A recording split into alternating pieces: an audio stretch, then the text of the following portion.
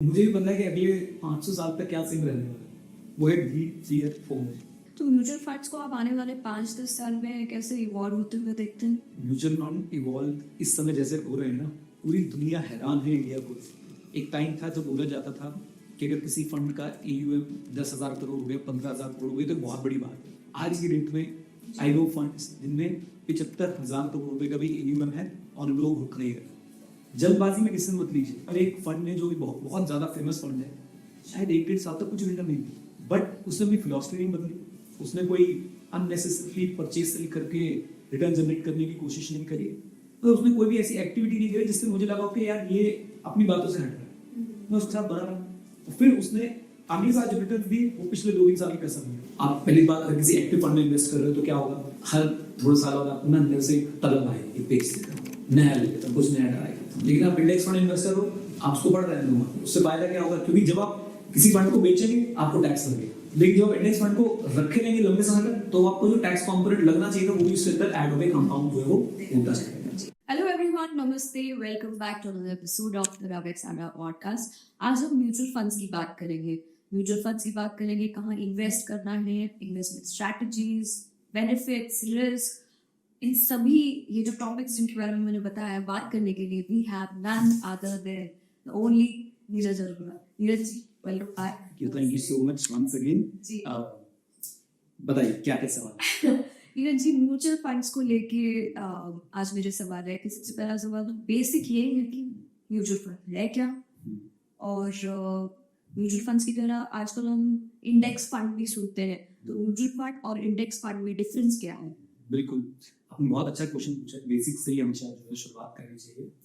तो अगर मैं थोड़ा इसको डिफरेंट कैसे बताऊँ तो म्यूचुअल फंड एक भगवान का आशीर्वाद है रिटेल इन्वेस्टर के लिए, जिसमें बहुत कम नॉलेज, बहुत कम स्ट्रेस लेके हम बहुत अच्छे रिटर्न्स जो वो जनरेट कर सकते हैं, बहुत अच्छी अच्छी कंपनीज में लोग इन्वेस्ट कर सकते हैं।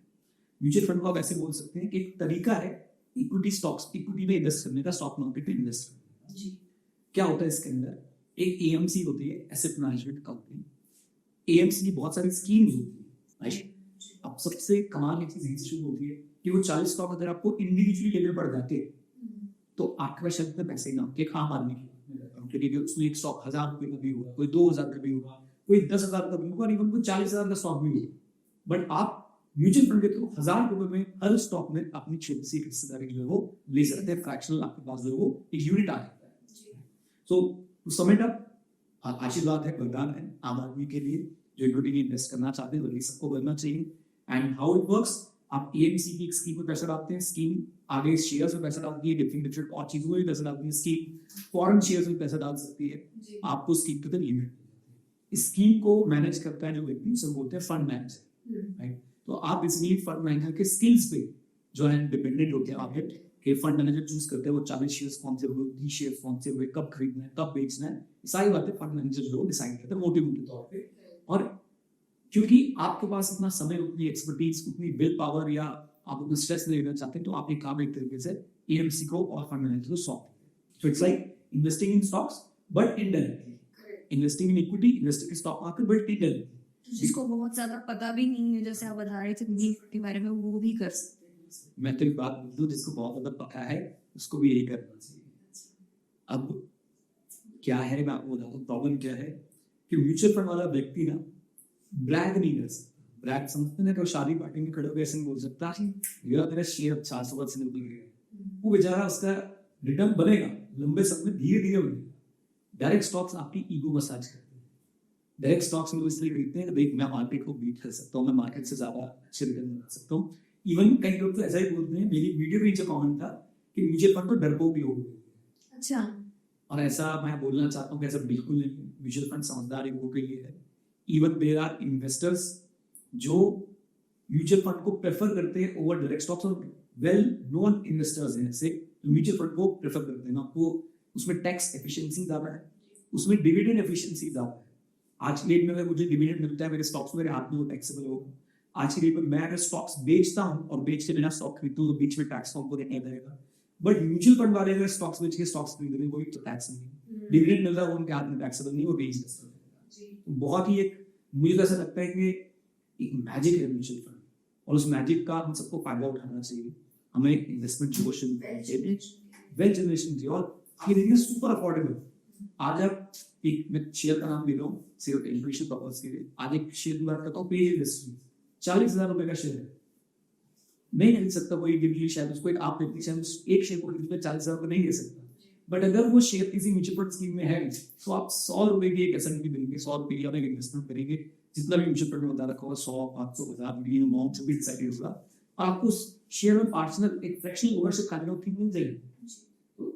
ब्यूटीफुल, मैजिक, अमेजिंग, इनक्रेडिबल, ये है म्यूचुअल फंड।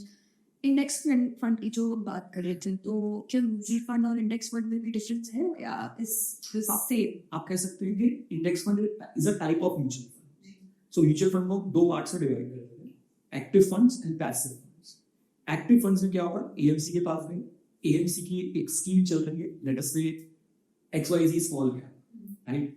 अब स्मॉल कैप में फंड मैनेजर डिसाइड करते हैं वो मुझे कौन से स्टॉक्स लेने, कौन से स्टॉक्स नहीं लेने, राइट। अब आपके पैसिव फंड्स में क्या होता है, जो फंड मैनेजर होता है वो किसी इंडेक्स को पकड़ लेता है और फॉलो करने लग जाता है। नाउ एक फॉलो क्वेश्चन क्या होता है, व्हाट इज इंडेक्स? इंडेक्स बहुत सिंपल है, index is a mechanism to measure the change. जब भी आपको चेंज को मेजर करना होता है तो एक स्टैटिस्टिक्स करना होता है तो आप इंडेक्स यूज करते हैं। जैसे कि सबको पता होगा इन्फ्लेशन इंडेक्स, जब हमें इन्फ्लेशन को मेजर करना है तो हम लोग क्या यूज करते हैं, इन्फ्लेशन इंडेक्स यूज करते हैं कि इन्फ्लेशन 7% बढ़ गई, 8% बढ़ गई। जब हमें स्टॉक मार्केट की चेंज को मेजर करना है कि स्टॉक मार्केट कितना बदल रहा है, तो हम लोग क्या यूज करते हैं, स्टॉक मार्केट का इंडेक्स यूज करते हैं। मैं 2-3 फेमस इंडेक्स आपको बताता हूँ। एक फेमस इंडेक्स है निफ्टी 50। हमारे पास 2 मेजर स्टॉक एक्सचेंज है, national stock exchange, Bombay stock exchange. National stock exchange का इंडेक्स है निफ्टी 50, जो स्टॉक एक्सचेंज की मूवमेंट को मेजर करता है। जब आप लोग सुनते हैं ना मार्केट गिर गई, मार्केट बढ़ गई, आज 2% गिर गई, आज 3% ऊपर चली गई, तो मार्केट ने वो बोला था कि निफ्टी 50 बढ़ गई, तो निफ्टी 50 इंडेक्स है।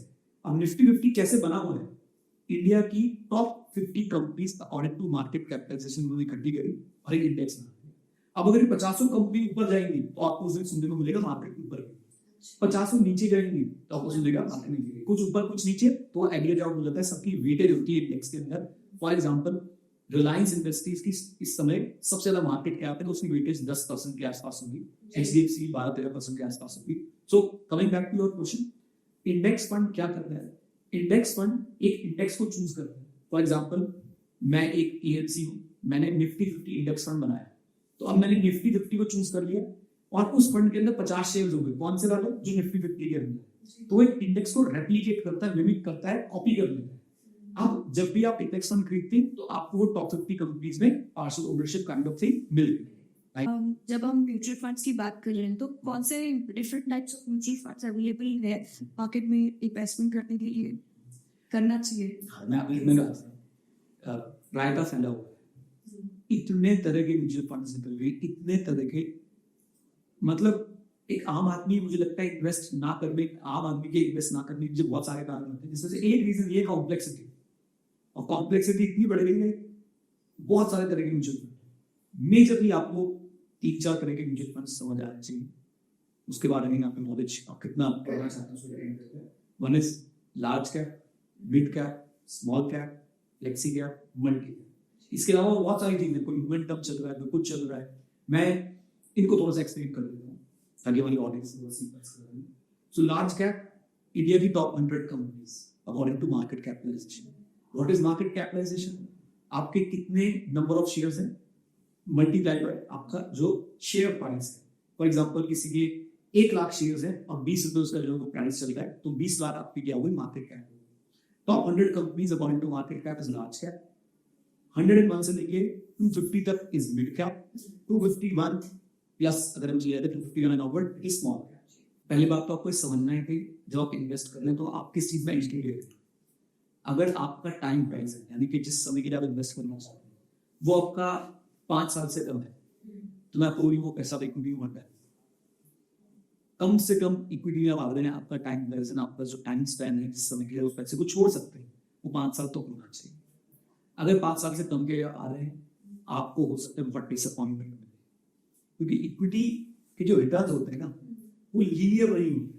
जैसे एफडी में आपको बोला 8% मतलब 8% हर साल, लेकिन इक्विटी में मैंने बोला 12%, तो 12% हर साल फ्लक्चुएट हो सकता है। पता चला 2 साल तक मार्केट चली, और आपने हताश होकर वहां से अपना पैसा निकाल लिया, और ऐसा सबके साथ होता भी होगा, जैसे ही वो पैसा निकालते वैसे मार पीट होगा, राइट? तो minimum first rule is you should be here for at least 5 years से कम के लिए आ रहे हैं तो आपका बहुत ज्यादा आपको डिसअपॉइंटमेंट मिल सकती है।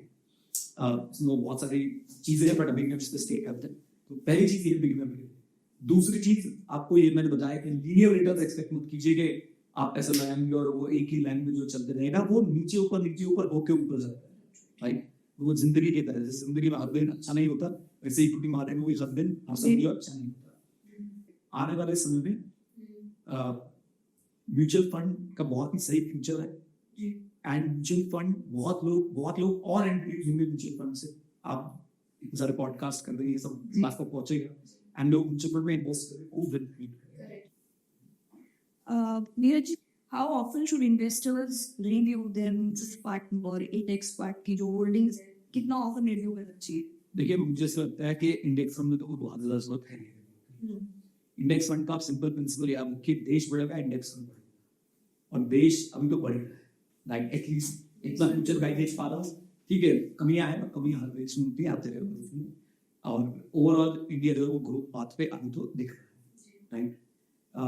जो कि एक्टिव म्यूचुअल फंड्स आप क्वार्टरली या हाफ ईयर की अपना रिव्यू करते हैं तो मोर देन सफिशिएंट। रिव्यू में बस रेड फ्लैग जर्नी डिस्कस की तो long and down the train fund at least lost states in a better call, fund इतनी thought process in a better call, fund manager change हुआ है तो same thought process of the fund move on, right? Fund भी अपनी कोई internal guidance ने change कर दी कि भाई हम लोग जो है स्मॉल कैप ना लेके किसी और तरफ जो इन्वेस्ट करना चाहते हैं, तो जो फंड ने प्रॉमिस किया वो कर रहा है, बढ़िया चल रहा है, वो आप देखते हैं कौन सा फंड सबसे अच्छा काम कर रहा है, उसी के भाई आपको अगर म्यूचुअल फंड में या कहीं भी इन्वेस्ट करने से पहले आपको सबसे पहले किसको समझना चाहिए? एनी आइडिया अपने आप कि आपकी पर्सनैलिटी से वो फंड सूट करता है या नहीं करता है? आप रिस्क से बहुत ज्यादा डरते हो, आप वोलेटिलिटी से बहुत ज्यादा डरते हो, आपने जाके स्मॉल कैप फंड के अंदर इन्वेस्ट कर दिया है, तो दिन में 4 ऊपर जा रहा है, 4% प्रीमियम 4% नीचे आ रहा है, उसके साथ आपका दिल की धड़कन भी ऊपर जा रही है, दिल की धड़कन नीचे आ रही है, क्या बात है? यस, आपने रिस्क एपेटाइट को समझिए, आपने इन्वेस्टमेंट गोल्स को समझिए, आपने इन्वेस्टमेंट एडवाइजर को समझिए, know yourself first and then start selecting mutual funds. किसी के कहने पे कोई हॉट म्यूचुअल फंड में जाने में, अभी जैसे मैं आपको एक बात बताऊं, मेरे डिफेंस सेक्टर बहुत हॉट चल रहा है, तो आप देख रहे हो बेचने वाले को आपने बेचना, ये खरीदने वाले का काम है कि सतर्क रहे, केविट एम्पटर साइड्स में बोलते हैं लेट द बायर बिवेयर।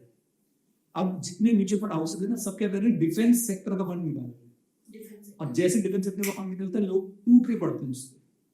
मैं उससे दूर रहूंगा, मैं अपनी बेसिक स्ट्रैटेजी पे स्टिक करूंगा, मैं भी 3-4 हाथ सीख कर जाऊंगा, मैं उन्हीं के साथ होऊंगा, मैं इसको क्या होगा ज्यादा क्या होगा, कुछ रिटर्न मिस हो जाएगा, बट मेरे म्यूचुअल फंड मुझे पहले कुछ ज्यादा रिटर्न देंगे। मैं टारगेट करता हूँ कि मैं मार्केट में 12-13% रिटर्न कमा दूं, मेरा एक्सआई अराउंड मेरे म्यूचुअल फंड पोर्टफोलियो लेवल पे चल रहा है 19% के आसपास है, तो 7% बोनस मिल रहा है आपने भी, अब आपको फोमो भी पड़ गई, यहाँ पे फोमो भी पड़ गई, तो ये तो एग्जैक्टली दैट्स ग्रीड, और greed is same as apple, and greed के चक्कर में लोग डूबते हैं। आप मुझे और अपने आप को छोड़िए, हम तो बहुत छोटे लोग हैं, सर आइजैक न्यूटन जिन्होंने वो इतने बड़े बड़े लॉस बताए और उन्होंने क्या क्या किया, उन्होंने स्टॉक मार्केट में पैसा हुआ ग्रीड के चक्कर में।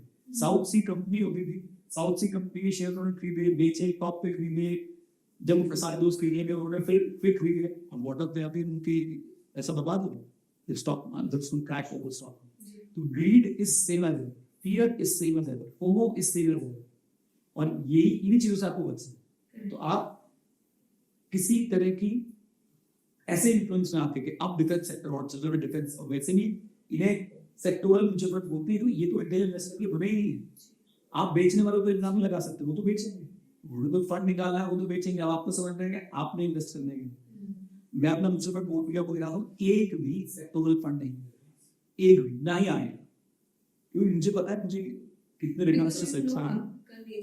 Yes, as you mentioned before that what matches your and इसलिए एक्चुअली देखिए क्या होती है, आम आदमी उस सेक्टर में कब एंटर करता है जब वो सेक्टर पीक पे होता है, यानी जब वो 100 रुपए का एंटर नहीं किया, जब वो 1000 रुपए का एंट्री करता है, क्योंकि 100 रुपए से 1000 रुपए तक की जर्नी कंप्लीट हो गई, लोगों को पता चल गया सेक्टर बढ़ रहा है, अब आम आदमी के पास न्यूज़ पहुंचती है, वो टॉप पे एंटर करता है, और उसके बाद मार्केट नीचे गिरती है, तो सोचता है ऐसे क्या था, आपसे गलती ये हुई कि आपने फोमो में आके जो है वो इन्वेस्टमेंट, फंड भी वो मुझसे लेके वो ही सबसे मेन जड़ है सारे प्रॉब्लम्स की। बहुत ये तो मुझे लगता है कि इंसान का माइंड काफी सॉर्ट हो सकता है अगर वो फोन से किसी तरह से हमने चल लास्ट में बात भी करी थी फोन से किसी तरह से। नीरज जी, जैसे टेक्नोलॉजी एडवांस हो रही है तो क्या इसका भी इम्पैक्ट होता है म्यूचुअल फंड्स पे? एआई जनरेशन है तो सी मैं थोड़ा एआई से दूर है। थोड़ा सा दूर नहीं, मतलब मैं बोलता हूँ कि AI at least as of now मेरी नजरों में मेरे लिमिटेड एक्सपीरियंस में इतना डेवलप नहीं हुआ है कि वो आपको रिप्लेस कर पाए। नाउ कमिंग टू टेक्नोलॉजी, तो टेक्नोलॉजी से अच्छा भी हो रहा है, म्यूचुअल फंड में बुरा भी हो रहा है। कैसे अच्छा हो रहा है मैं आपको बताता हूँ। आजकल इतनी सारी ऐप्स आ गई हैं। पहले म्यूचुअल फंड खरीदना मेहनत की बात होती थी। आपको एक बार फॉर्म भरना है, आपको ऑफिस भी जाना है, या वेट करोगे, यूनिट्स आउट होंगे, ये होगा, बहुत लंबा थोड़ा प्रोसेस था। आज के डेट में हमने फोन उठाया, 2 ऐप डाउनलोड करी, टिक टिक बटन दबाया, म्यूचुअल फंड आपने खरीद लिया। बट इसका नुकसान क्या है? इसी ने फ्रिक्शनलेस बना दिया म्यूचुअल फंड बेचने को। तो पहले क्या था, म्यूचुअल फंड पड़े वो चलते जा रहे हैं, बेचने डिफिकल्ट हो, थोड़े से स्टेप्स फ्रिक्शन है, इंसान बोलता था। अब खरीदने में आसान हो गए, बेचने में आसान। तो आपको अपने बेचने वाले पार्ट पे कंट्रोल करना है, राइट?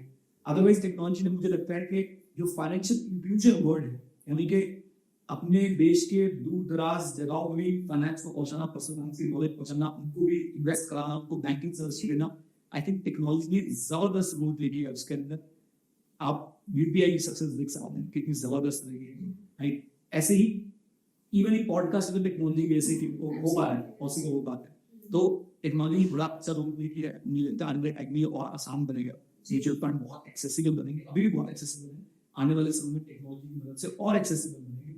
बस थोड़ा सा मैं इसलिए रुक जाता हूँ कि सेलिंग बहुत ज्यादा एक्सेसिबल ना होता है, नहीं तो वो फ्रिक्शनलेस काम नहीं होता सेलिंग को लेके, तो वहाँ पर म्यूचुअल फंड की कंपाउंडिंग को अननेसेसरी होती है। जी, Neeraj ji, can you share success stories और लेसन्स लर्न्ड आपके एक्सपीरियंस हुए over the time? Okay. What we invest here, so देखिए मैं अपनी पर्सनल पोर्टफोलियो के फिगर्स नहीं बता सकता, बट अच्छा मैंने अमाउंट इन्वेस्ट कर रखा है। एंड मैं अपने बारे में बता सकता हूँ ज़रा स्टोरी। 2000 रुपये पर मंथ से मैंने शुरू किया था। मुझे कुछ नॉलेज हुई थी म्यूचुअल फंड की। जब आप पैसे कमाते हो, आपके बैंक अकाउंट पैसे होते हैं, आपके बैंकर्स को पता होता है इसके पास पैसे नहीं, वो आपके पास पहुँच जाते हैं कि मेरा फंड भी इन्वेस्ट कर दो, फलाना है, तो वहाँ से मैंने शुरुआत कर दी। ऐसे मैंने शुरुआत कर दी, ग्रैंडीज के बारे में सीखा। आज एक बहुत अच्छा पोर्टफोलियो, बहुत heavy portfolio, mutual fund heavy portfolio मैंने लगा लिया है। And I am very happy कि अब जो एक म्यूचुअल फंड पर रिटर्न मिल रहे हैं, अगर मैं ईयर ऑन ईयर बात करता हूँ, that can completely take care of my expenses.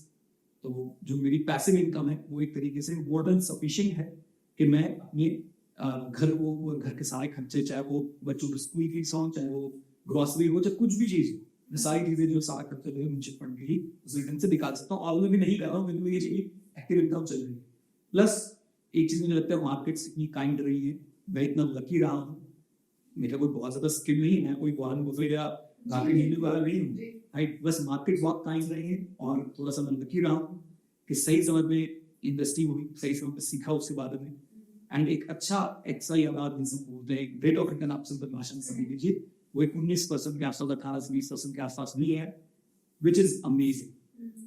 और अगर लंबे समय तक इतना रिटर्न मिल गया मुझे, राइट, तो आई थिंक वो वेल्थ इतनी बन जाएगी कि वो आने वाली पुस्तक तक भी जो है वो चल जाए। और ये तो मैं आपको पर्सनल अपने बारे में बता रहा हूँ क्योंकि मुझे पता है, ऐसे बहुत सारे और लोग हुए जो छुपे हुए बैठे, जिनके म्यूचुअल फंड में कमाल के रिटर्न बनाते हैं, राइट, जो लंबे समय में इन्वेस्ट करते हैं, उनको पता नहीं चलता कब उनकी वेल्थ जो है वो इतनी बढ़ती है। बस एक मेरी सबसे रिक्वेस्ट है कि म्यूचुअल फंड को ना ऐसे छोटा ना समझे कि म्यूचुअल फंड तो देखो हम लोगों के लिए है, म्यूचुअल फंड से कुछ नहीं हो सकता है। म्यूचुअल फंड एक सुपर पावर है, अगर आप उसको यूज करेंगे तो आई एम श्योर, अगर आप बताना चाहेंगे तो इतना आपकी स्टोरी पॉडकास्ट जरूर। आई होप ऑडियंस को ये एपिसोड ज़रूर पसंद आया होगा, जहाँ नीरज जी ने शेयर किया about the middle class trap और कैसे हम उस ट्रैप से निकल सकते हैं। अंटिल नेक्स्ट टाइम देखते रहिए द रव्या साडा पॉडकास्ट। नीरज जी की डिटेल्स हमने डिस्क्रिप्शन में दी है, सो प्लीज़ गो सब्सक्राइब इस चैनल, और हमारा जो एक क्लिप्स चैनल है उसे भी सब्सक्राइब करें, जो नया चैनल है जहाँ हमने बड़े वीडियोस के, बड़े एपिसोड्स के छोटे छोटे क्लिप्स डाले हुए हैं। So please go watch it and subscribe. Thank you again. Thank you ji.